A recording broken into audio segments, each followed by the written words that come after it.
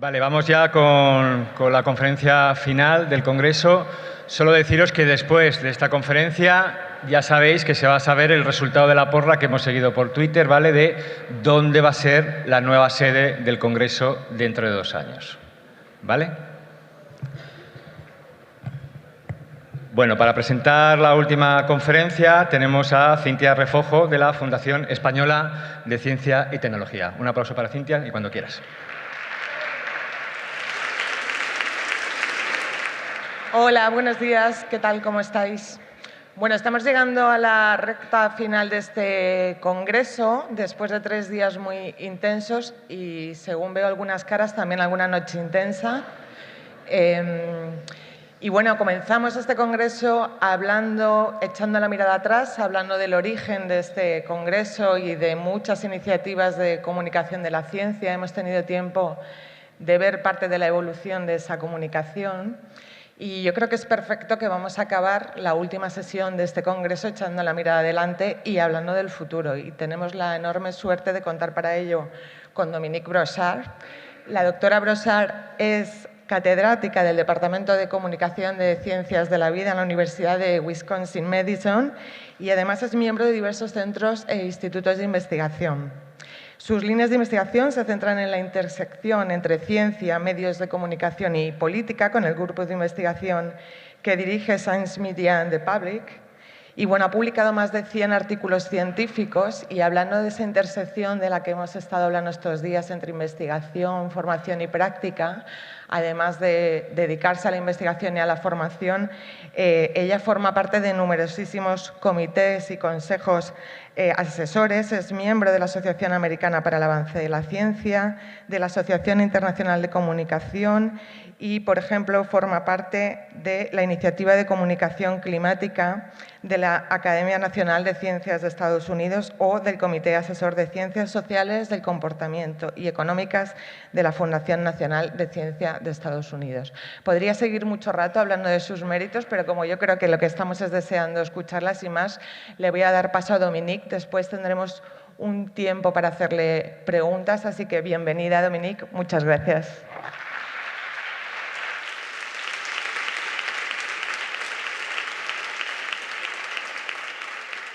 Gracias, Cintia. Hola, todo el mundo, ¿cómo están? Gracias. Y ahora ya paro el español y voy a continuar en inglés. Discúlpeme que puedo conversar con todos ustedes en español y las preguntas espero que pueda contestarlas en español, pero para hablar de mi trabajo es muy difícil para mí no hacerlo en inglés porque hice mi doctorado en los Estados Unidos y soy francesa, así que bueno. All right, so I was asked to talk about the future of science communication and where we go from here. But before telling you that, I wanted to show you where I am from. I'm in the middle of United States in Wisconsin, cold country, almost at the border with Canada. Here you can see our lake in the winter, which explains why sometimes we have a hard time talking about climate change to people in Wisconsin, because they're actually quite happy.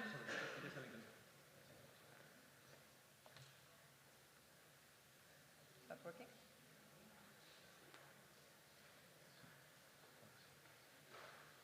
Does it work now? No. Ahora sí? Bueno. I was saying that, you know, with the long winters of Wisconsin, it's really hard sometimes to convince people of the urgency of climate change, because they are quite happy that the winter will be shorter in the future. So the Department of Life Sciences Communication at the University of Wisconsin-Madison is focusing on the science of science communication. And what I'd like to talk to you today is the challenge that we're facing as we think of science communication in the future, and also the opportunities that are open to us as we think towards the betterment of society for research and practice in science communication.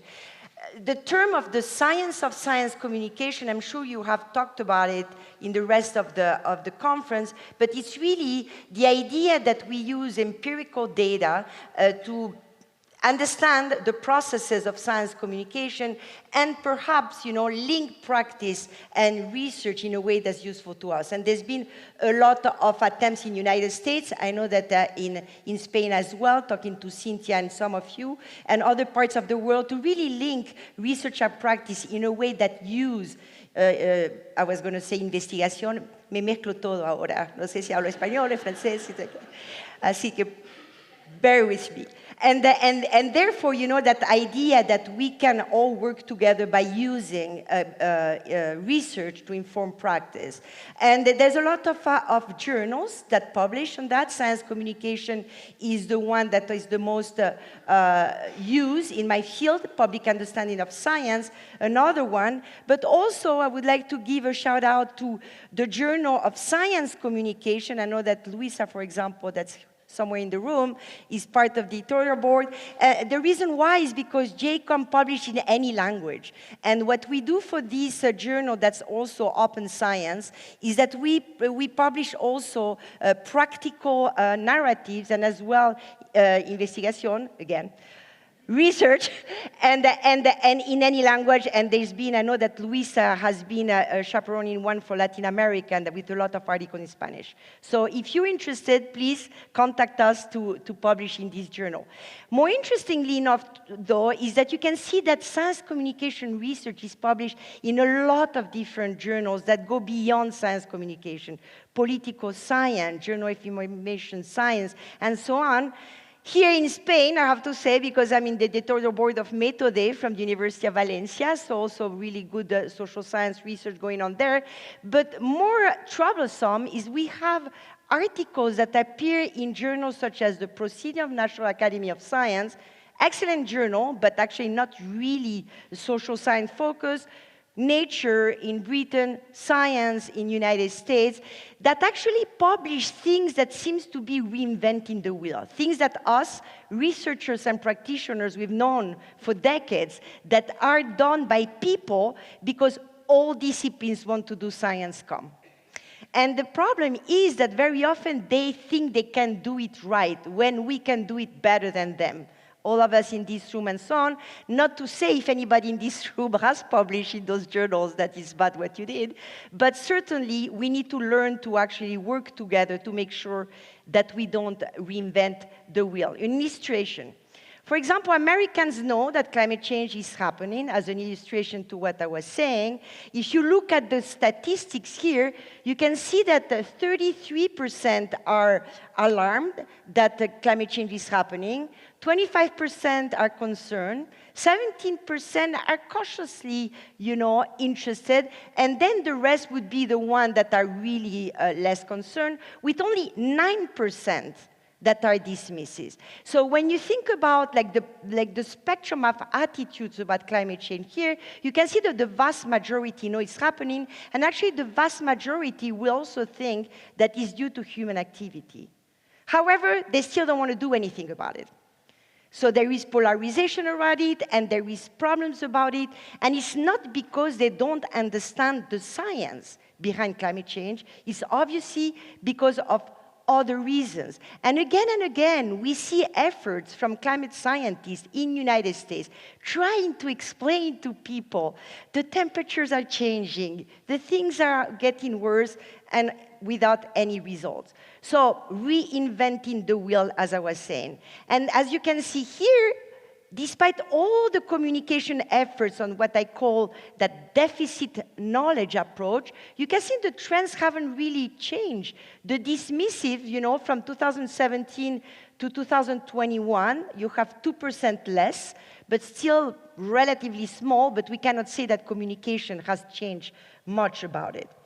And why do I think this is a problem? Because I see in other fields that are discovering communication, that myth that's still explaining the science is the key to misinformed public. We call this the knowledge deficit model, is that idea that if people know more about the issue, they will change their behavior. And we know that this is not true. Decades of research has shown that knowing more about a science issue, understanding the science, does not mean that we'll change their attitudes or their behavior because we don't use knowledge to make decisions. Most of the time, we use mental shortcuts. In the case of climate change, for example, in the United States, what people are against is the type of policies that are put into place, and they use their political ideology to reject or accept the policy. They don't use knowledge to make those decisions. And again, that idea persists there, and it's actually really problematic, because we see very often that misinformation frame prevalent. I'm not saying that misinformation is not a problem. I'm saying that correcting misinformation may not be always the best way to go, and we need to use some social research that's not just about correcting facts or dismissing myths. It's about understanding where people are coming from. And I know that you all are, convinced that correcting misinformation sometimes may be missing the point, because the issue is not misinformation. The issue is something else. So what do we do moving forward? First of all, people that study this, Luisa, myself, other people in the room, we need to actually make sure that our research gets, accessible to the people that need it, practitioners such as some of you in the room. And this is Impact blog from Britain, LSE Impact blog, that actually did a very nice review that was published last week on the focus on misinformation, and the idea that it's a profound misunderstanding of why people believe and act on bad information. Why am I telling you all this? I'm telling you all this because moving forward in the future of science communication, it's only interdisciplinary approaches that will help us address the big question. The issue of climate change will happen only if people like you in the room, myself here, and others, climate scientists, policymakers, and so on, work together towards solving those big questions. And that means that we need to make an effort to reach out, to actually talk to those other publics about these big questions. We need to get out what I call a comfort zone. We need to actually talk to each other. When I say each other, I mean other disciplines. Like I know that the organization of this conference is doing a big effort to bring together people from different sides of the science communication field. But I would argue we need also people from other disciplines. We need to actually be sure to, for example, have a conference on climate change that brings together policymakers, science communication, practitioners, research, and so on, all around the same issue, instead of being discipline-specific. Disciplines are dead. If we want to solve the problem of this world, it's going to be interdisciplinarity that will actually move us forward. There's been efforts, the Climate Communication Initiative that Cynthia told you about at the National Academy of Science in the United States, actually put together people from different disciplines. AAAS, which is the American Association for the Advancement of Science, gave a whole report on how communities around the United States respond to climate change by giving examples of scientists, science communication practitioners, researchers, policymakers, community members working together and putting solutions to give practical example of what works. So solution-oriented, not only problem-oriented, working together to actually make sure people knows about them. We have different settings where we bring people together from different disciplines. Obviously, it's hard work. Second, there's a lot that we know already why knowledge does not always matter. And you know as well as I do that the reason why people don't accept the science might be due to the social, political, cultural context. I was just discussing with Cynthia how climate change is becoming to be polarized in Spain now, in time, due to the context, the socio-political context, the information climate, obviously, of how the media reports the issues, and how individual characteristics might react to this information climate. So plethora of research that actually shows how all those levels intersect to explain why people feel a certain way about an issue. But at the end of the day, which is sad for communication people such as us, people don't like much information. We call them low information public. Basically, tell me as little as I need to know. All the rest, I will discard. I'm going to make sense of information through different filters. Me, you, all of us, we're human beings. And what we do, without even realizing, we're thinking, how much information I need to decide? You saw me on stage. I've been presented really nice words. It was such a pleasure to be invited to this Congress. But you know, you may have decided after 5 minutes me talking that it's a waste of your time to listen to me, and you're doing something else, right? How many people are listening still? Nice. Second of all, how do the media around us interpret and present this issue? It's a shortcut that we do, right, very often. And third, and that's the most important one to some extent, how does those interpretation fit with our beliefs and other values? And obviously, the beliefs and values will depend on the context, will depend on a lot of things.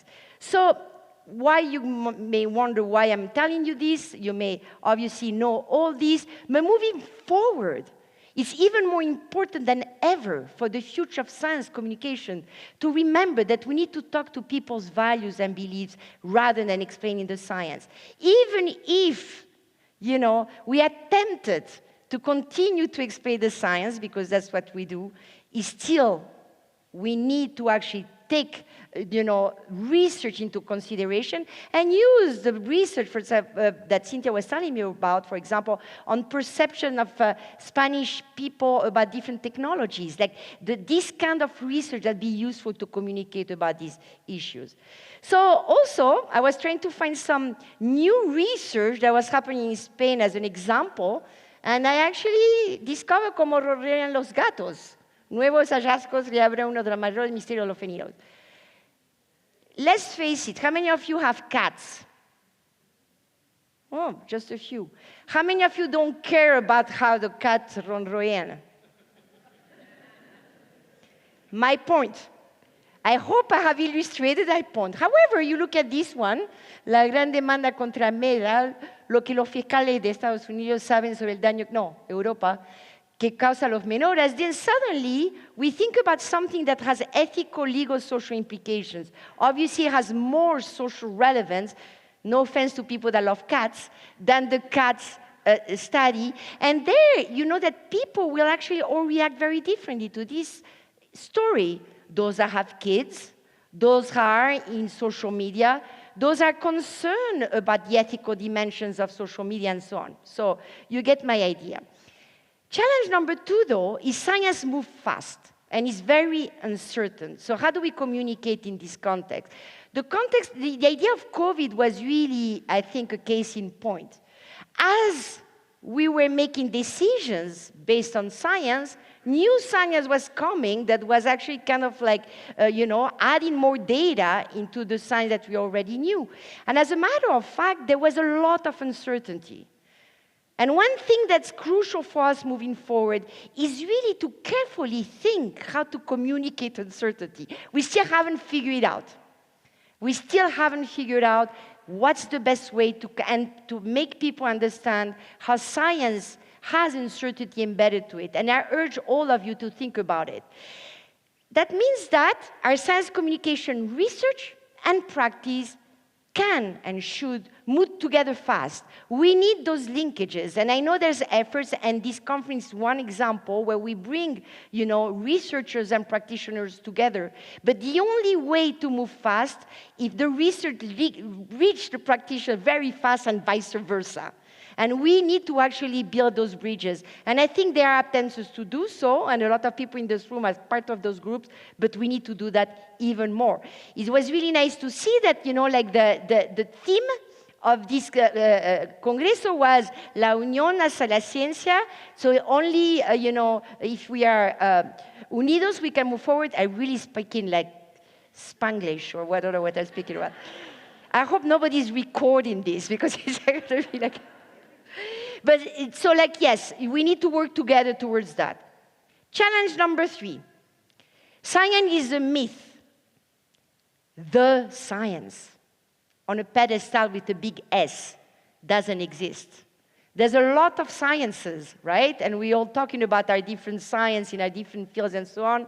But that means that monolithic conclusion miss the point. If we have that simple solution to a complex problem, that means we miss the point. And the case in point is the frame we see in the media right now about the lack of trust in science. There may be some lack of trust in science in some context, but give me one person in Spain or anywhere that doesn't trust science at all. That doesn't trust the doctor, that doesn't trust the engineers, that doesn't trust... There's always a context where people trust science. Like, science denial as a monolithic thing is something that doesn't exist.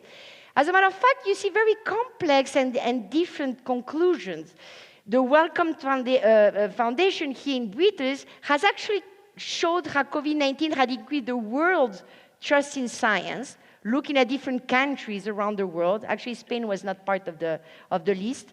And then they said that those that trust scientists a lot went from 34% in 2018 to 43% by the end of 2020.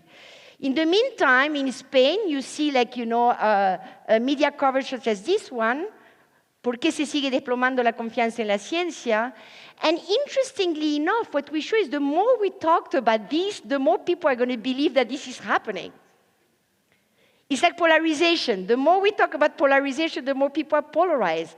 So can we focus on solutions and stop showing the problems? Because this is going to hurt. And again, that notion of the trust in science changing depends on the context. In the United States, which is true, is still high.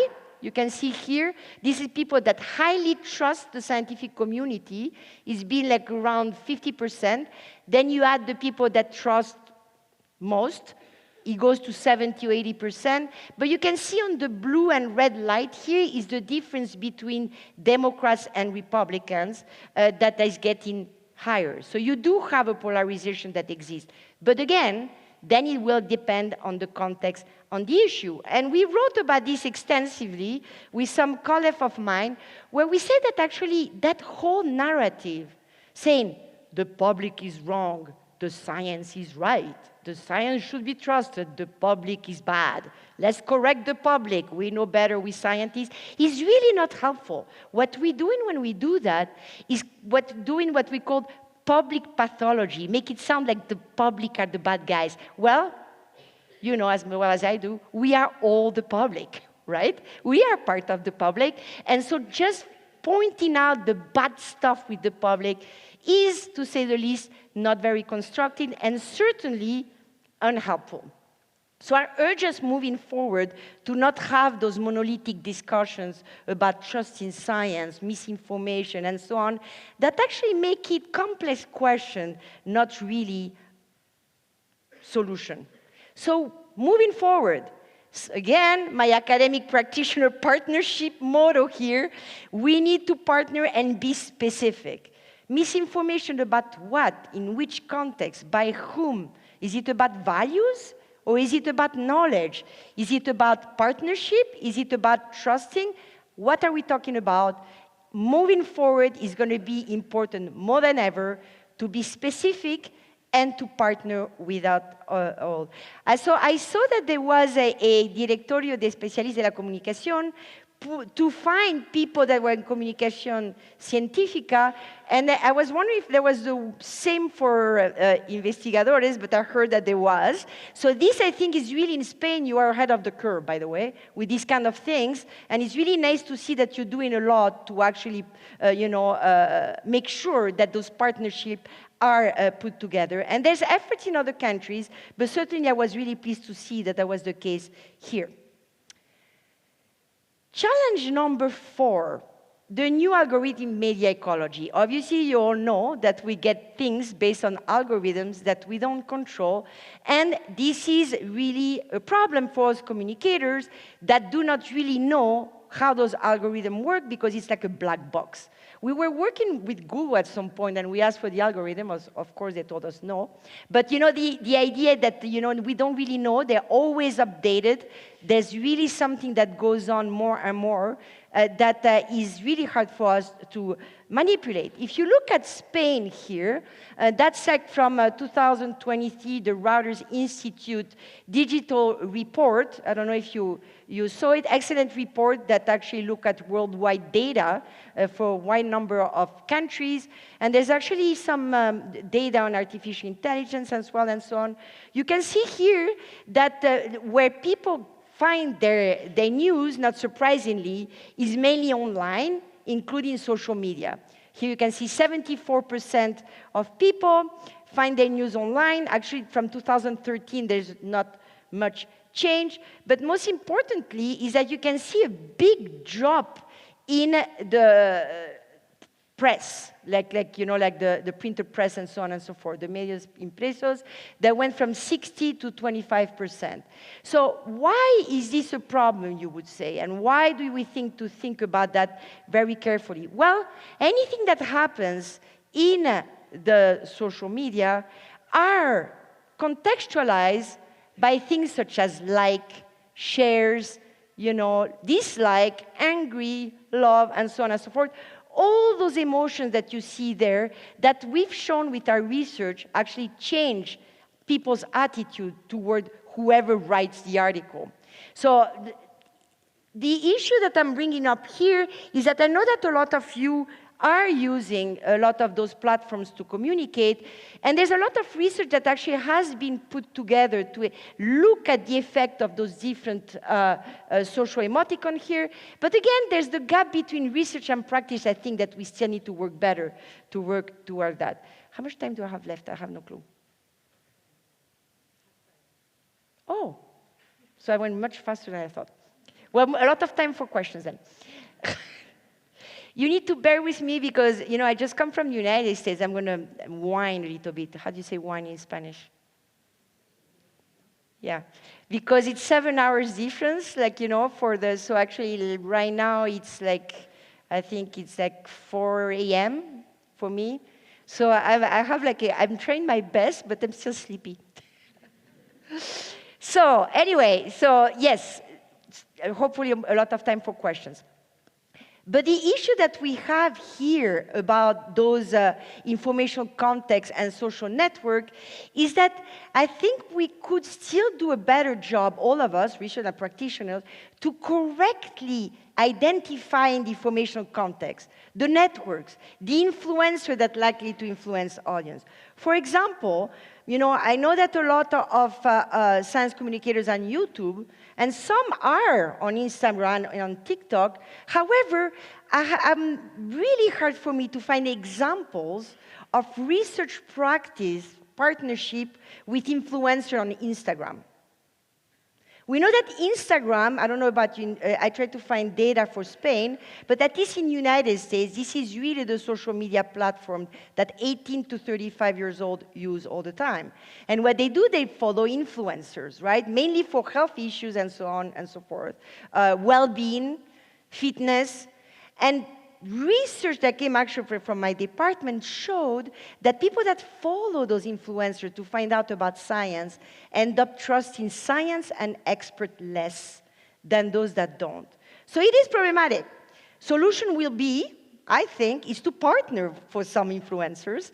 When I'm talking influencer, I'm not talking scientist influencer. I'm talking influencers in the fashion industry or fitness industry and so on. There is some attempts to try to do that. I know that the CDC in the United States, the Center for Disease Control, has tried to do that, but I think we can still do better moving forward to leverage really our understanding those information context and influencer to influence audience about a variety of issues. Challenge number 5 and opportunity number 5 is that idea that we need to work at the community level. The problem that we have as we move forward more and more toward vast social media platform and a type of communication settings, we forget that at the end of the day, and I'm sure a lot of you don't, that everything happens at the community level. And face-to-face is still the most, effective way to talk to people. to put people around the table and discourse and exchange ideas and building a common understanding about issues. When I was telling you we need to talk about people's values, it's really hard to do it online. You have to be in a room and discuss and so on to be able to do that. So this community-level participatory research is starting a lot in public health, for example, in the United States. I don't know about Spain. But it's still in infancy for science communication space. There is some attempts, but it's still not as well as it would do. And the problem is that when you think of, and I cannot do like, it doesn't work, that thing. No. The aspect of public engagement, very often, you know, even if it's not the informed, you know, like the classical knowledge deficit approach, and it goes to the consultation to find out what people want, it's still not the real public engagement where we actually are willing to listen to what community have to tell us. That means that, you know, if there is effort to actually, let's say, in the United States, to see if we should release genetic engineered mosquitoes to, you know, to fight malaria, which they're doing in the Florida Keys, that means that if the community does not want that, we need to listen. It's hard for science to do that. It's hard for science when we think we know the best way to go to actually really engage in a way that's really meaningful. And when I mean engage, I mean that notion that of co-creation is undertaking collaborative decision-making where the disciplines and the communities work together toward a shared understanding, collaborate with organized stakeholders to develop solutions and or alternatives. I think climate change and polarization in Spain is a good example where this kind of approach could work. I know that in the United States we have worked with Republicans for climate change, to try to find some ground to talk to those that are against the policies, toward finding a way to present things that make sense.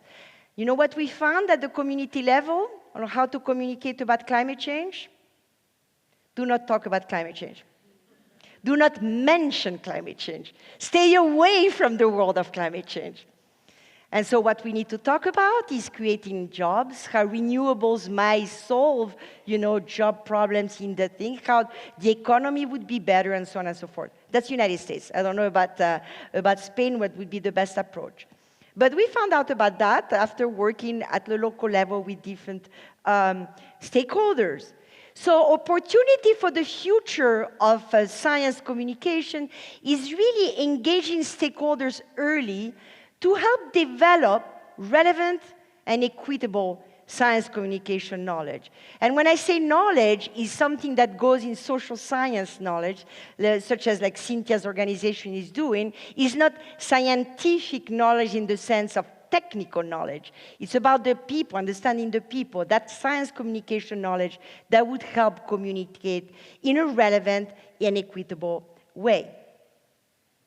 So a lot of opportunities I can see. I think it's a good time to be in science communication because we are most important than ever. But I do need to speak a little bit about artificial intelligence. I heard that you have talked a little bit about it in the conference, but certainly in my circles in the United States, it raises a lot of questions. First of all, for science communication, it may be an opportunity, but also it may be a challenge as we navigate the ethical, social, and legal issues, copyrights, and so on, you know, like images used, and the ownership of a text, and so on and so forth, all questions that we need to ponder. And we wrote a piece in the conversation with some colleagues, arguing that actually we need to have, again, that participatory, community-based, approach for AI. I mean, the scientists cannot decide by themselves what's the best way to do AI. We need you, all of us need to actually have a say in how it's going to be deployed. In the United States, it's actually, the deployment is controlled by the big corporations. Oh, we let the big corporation dictate how we're going to use the technology they're going to make money off. Sounds weird. So yes, we cannot do that, and certainly expert alone cannot handle AI. And actually, Microsoft recently laid off their entire AI ethics team while they were going all about ChatGPT, which obviously everybody raised concerns and so on and so forth. The ethics of AI is certainly something we should think about. A new report indicated that Microsoft was doing more AI products, but they were actually decreasing the number of people that were looking at the ethics of AI.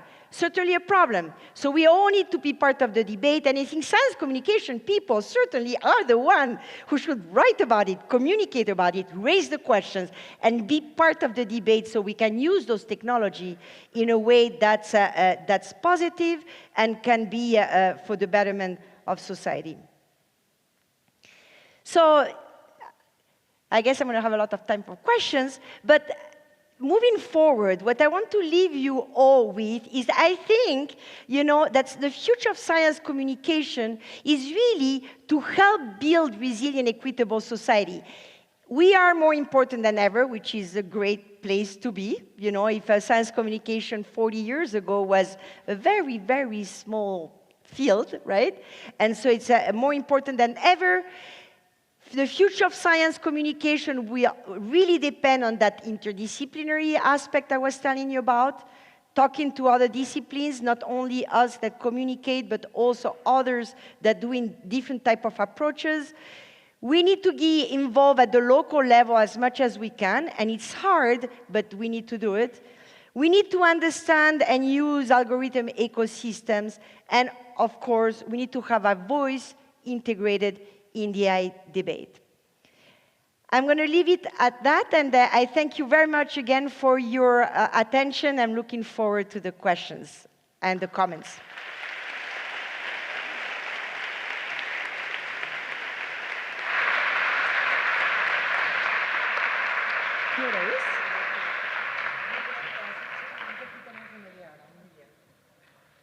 ¿Me escucháis?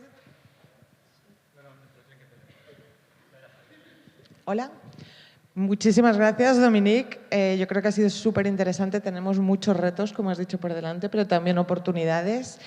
Y además, como ha sido muy rápida, vamos a tener tiempo para preguntas sin que a Emilio le dé un ataque, que ha estado sufriendo todo el Congreso por los tiempos. Así que, si hay alguna pregunta por ahí, allí al fondo veo una mano. Si le podéis acercar micro. Hola, muchas gracias. La verdad es que ha sido muy inspiradora tu charla. Yo trabajo en el Departamento de Comunicación de un centro de investigación medioambiental.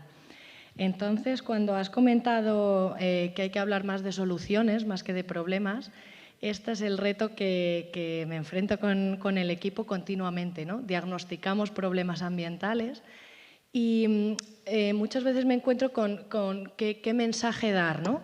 Si damos el mensaje, esto está contaminado, hay X microplásticos, X contaminantes en la atmósfera, es un mensaje muy desolador, pero si damos un mensaje extremadamente naif o positivo, realmente es como que no estás tomando una acción política en tus mensajes, ¿no? Entonces, bueno, no sé si tienes alguna reflexión sobre esto o cómo lo hacéis en vuestro centro, sí. O si tienes alguna reflexión. Gracias. Okay, can I answer in English? Thank you. Yes, excellent question. So that's the problem. Like we can, if we don't show that there's a problem, right? People are not aware of the problem. But if we're too naive and have a very simplistic view of things, this doesn't help. Well, the reality is that research shows you that if you don't include something that's called self-efficacy, what can people do? Just showing a problem will not lead to anything. So showing a problem in itself is not the issue. It's showing a problem without having a solution. The issue of microplastic, for example, is a great example. You know what's happening in the United States right now? Like the young people don't want to recycle plastics because you said this is useless anyway. You're just going to end up and microplastics are everywhere. So we have created that the idea that we're doomed. It's too bad, it's too much, we cannot do anything. That's the problem. How did we reach that idea that where people don't feel empowered to do something? Our role is to empower people. So showing the problem, yes, but is there, I mean, the problemas ambientales, yes, but if you cannot have a way to show how we can move forward, maybe it's a policy, maybe it's a simple thing. Vote for the person who's going to do the political things that will protect the ambiente, you know. It can be little things that are like that, but concrete. But if we don't people concrete solutions moving forward, just raising awareness will not do much. And very often, right now, see the state of affairs where it seems like everything is a problem everywhere, right? Everywhere. We are bombarded by problems. Then it ends up making people paralyzed. Make sense? Muy bien, más preguntas. Por aquí veo otra mano.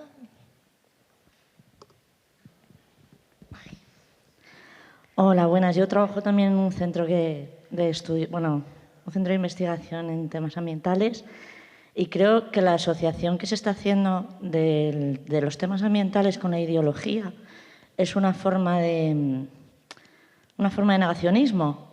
Y mi pregunta es bastante directa. ¿Cómo se puede empezar a separar el problema ambiental de la ideología política? ¿O cómo trabajarlo para que la gente haga algo?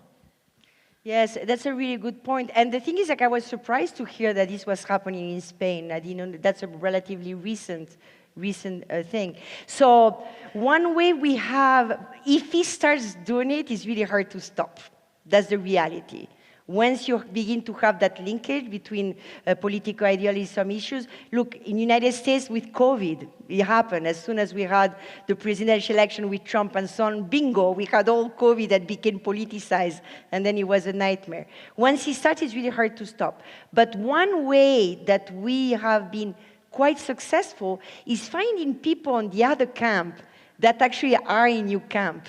We actually that building bridges, you know, conservative for climate change. I have a hard time believing that in Spain you don't have some conservative that want to do something about climate change. Working with this. And you know, like that's how you build bridges, and that's why you convince the other people that are more extreme that actually there's another way to do that is not just right, left, and so on and so forth. Finding those bridges. I mean, we've been successful in that, in this way. I do not know if it will work in Spain, but certainly it's an avenue that I would explore. Por arriba, ahí hay otra mano arriba.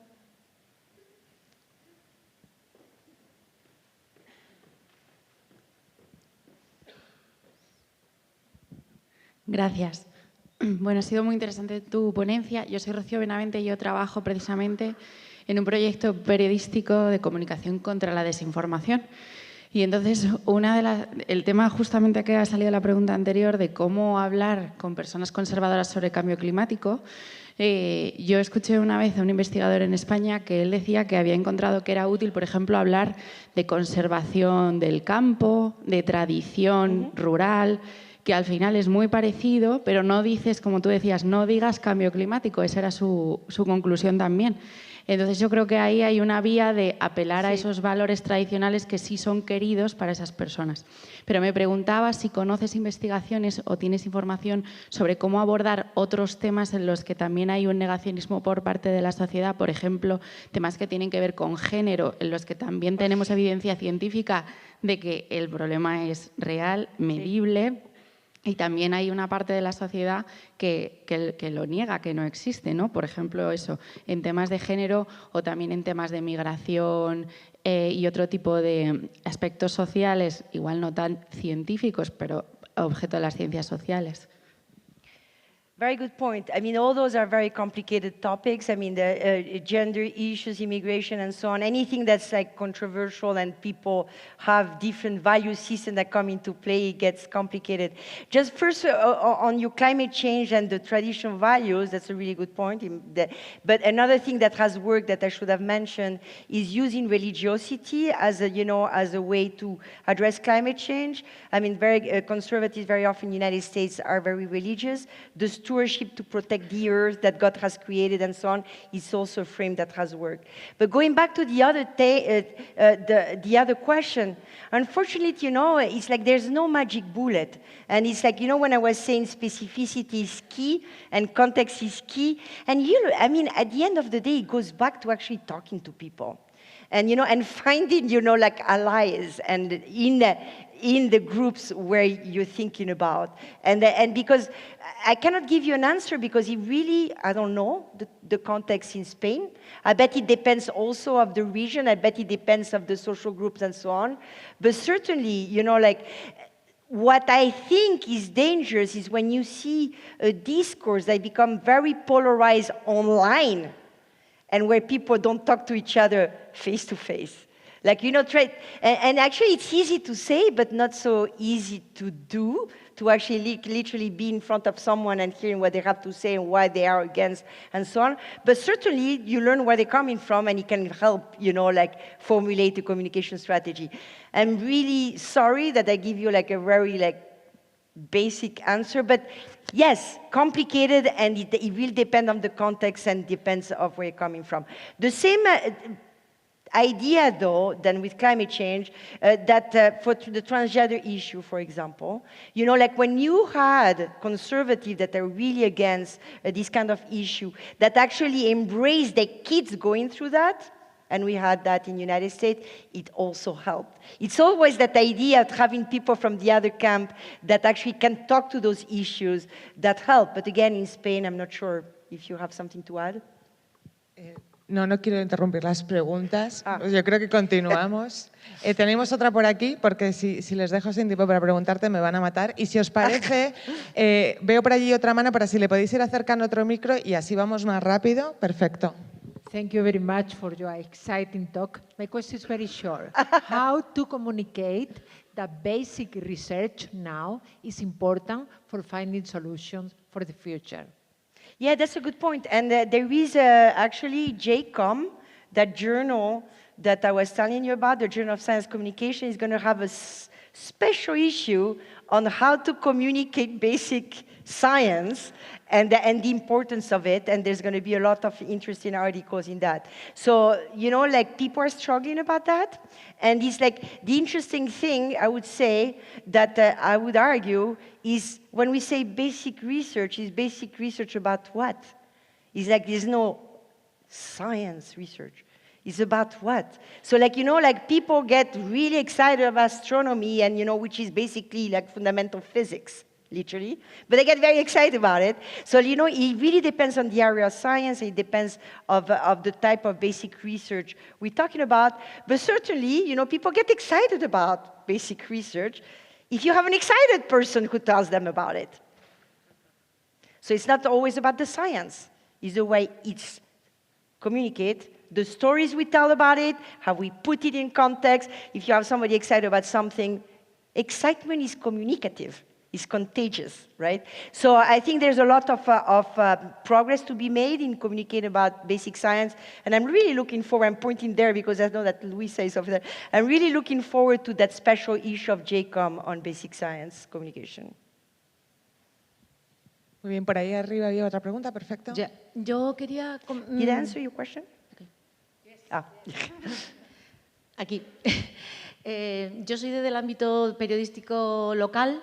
Y me ha preocupado un poco que cuando ha dicho el tema de que es duro el llevar esa información de científica local, ¿por qué? ¿Por qué lo tenemos tan duro? Y después otra de las cuestiones que me gustaría que me dijese es cómo los periodistas que queremos hacer ciencia vemos que cada vez más se tiende, como usted ha puesto en su ponencia, el tema de las redes sociales. Siempre se nos critica a los periodistas científicos que contamos muy poquito. Yo soy de televisión, por ejemplo, y de radio, entonces los mensajes nuestros son muy cortos, no llegan a un minuto. Entonces, la investigación en comunicación, ¿qué herramientas nos va a poder dar que podamos contarla sin tener un titular espectacular o que muchas veces nos dicen amarillismo, pero que no es amarillismo, sino simplemente es decir algo en muy corto espacio de tiempo? A mí me están agobiando un poco las redes sociales en ese sentido. ¿Qué nos van a aportar la investigación? ¿Qué herramientas podemos tener para ser objetivos, fidedignos y contar todo lo que se puede en menos de un minuto?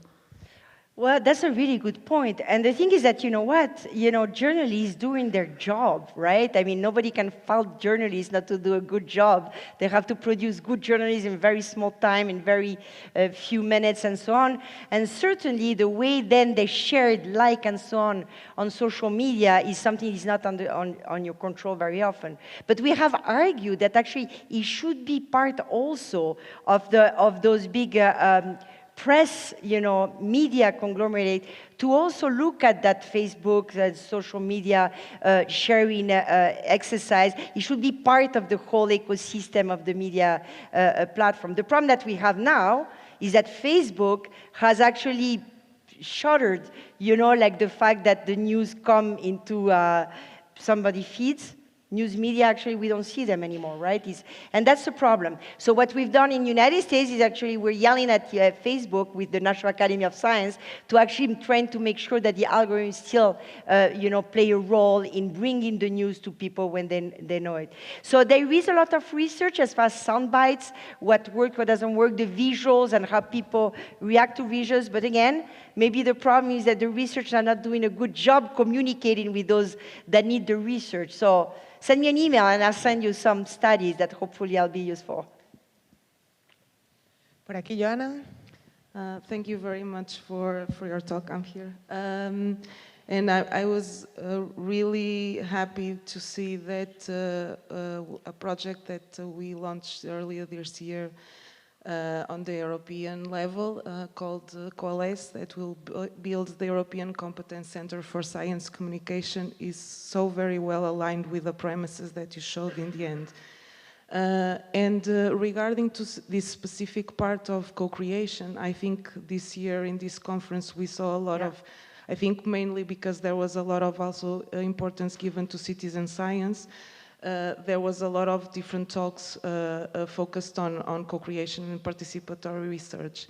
And on that level, and knowing by different surveys that society in general values more the direct messages from scientists, are we going to see a different role of science communicators in terms of being more facilitators in these co-creation exercises in the next future? Or how do you think the role will become, or new roles, and even in terms of professionalization of science communication with the involvement of the co-creation exercises? Yeah, that's a very good point. And I personally believe that we still will need, for a while, at least our life, science communication professionals. I mean, it's one thing to say that scientists, that people like to talk to scientists directly, but like if you look at very famous science writers, such as Ed Young,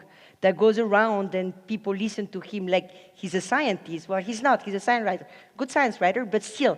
So I think like the people don't really make a difference. If you're great science communicators, people are going to think you're the one who communicates the science, so that's good enough. To the point of, like that notion of co-creation and science communicators be, the glue, I think you're right. I think this will happen. It's already happening. But however, something that I say very often is that I don't want all the scientists to communicate. They do a terrible job. I mean, literally stay in your lab. I mean, I'm sure there's some scientists in the room. Not all of them, but I mean, very often I'm like, please keep quiet, don't say anything, because you're going to make things worse. Because communicating science is not easy. You need to know a lot of things that, that if you are, let's say, a geneticist in the lab, you may think that, again, it goes back to that idea, let's just explain the science, or doing things that at the end will backfire. Like one example that I have was, with the COVID-19 vaccine, that CDC actually did a big campaign to convince people, that the mRNA vaccine was safe and so on.